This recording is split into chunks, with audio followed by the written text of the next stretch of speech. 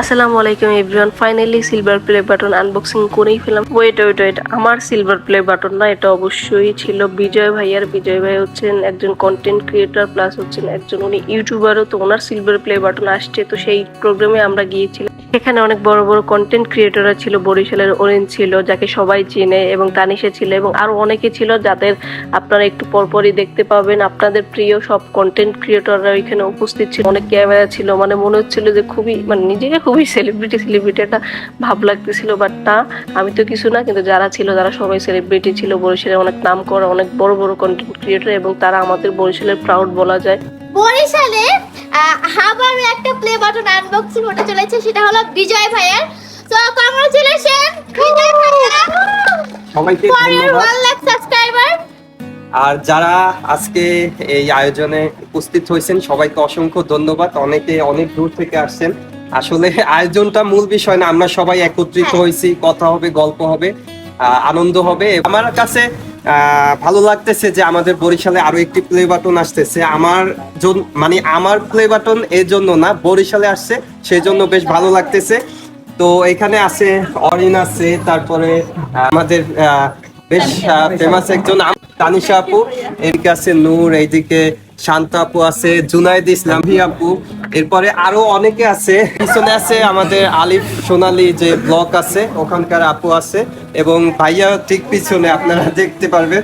তো যাই হোক, আমরা ফার্স্ট টাইমের জন্য প্লে বাটনটা আনবক্সিং করি।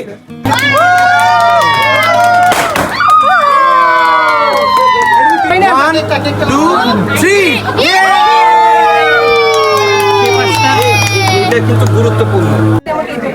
ধন্যবাদ ভাই আমার দুইটাই লাগবে। আরে দুইটাই লাগবে, এটা দেওয়া যাবে না। আচ্ছা ঠিক আছে, আজকে ভাইয়ের দিন দিয়ে দিলাম। তো দেখলেন আপনারা প্লে বাটনটা নিয়ে ভাইয়ের সাথে একটু জাস্ট মজা টজা ফান করলাম। তো এরপর হচ্ছে আমরা কেক কাটিং করি। তো আমি থ্যাংক ইউ জানাবো ভাইয়াকে, যে ভাইয়া আমাকে ইনভাইট করার জন্য অনেক অনেক থ্যাঙ্কস। এত বড় বড় কন্টেন্ট ক্রিয়েটররা ছিল সেখানে, আমাকে বলছে, তো এটা আমার জন্য অনেক বড় একটা বিষয়। বরিশালের আমরা যারা কন্টেন্ট ক্রিয়েটররা আছি সবাই যদি এইভাবে একসাথে মিলেমিশে থাকতে পারি, দেখা যায় যে বরিশালের যে কোনো প্রবলেমে আমরা একসাথে থাকতে পারবো। তো সবাই মিলে এরপর দাঁড়িয়ে ফটো সেশন করলাম। ফটো সেশন শেষে আর কি আমরা খাওয়া দাওয়া করবো। তো সবাই এরপর আমরা একসাথে খেতে বসলাম। অনেক কথা, অনেক আড্ডা, অনেক গল্প করতেছিলাম প্লাস খাচ্ছিলাম। এই দিনটা আসলে একটা মেমোরেবল ডে হয়ে থাকবে আমার জন্য। তো এটা খুবই মজা ছিল। তো এরপরে আমি আর তানিশ একটু জাস্ট স্ন্যাপ নিলাম। ওর সাথে স্ন্যাপ নেওয়ার পরে এরপর হচ্ছে অরিনের সাথে লাস্ট ফিনিশিং হবে। সো গাইস, দেখুন আমার সাথে কেস অনেকদিন পর ওর সাথে দেখা, এবং ওর আমি খুব চিলমেন্টে থাকি, আমাদের ভিতরে কোনো ফর্মালিটি সম্পর্ক নাই। সো ওইটাকে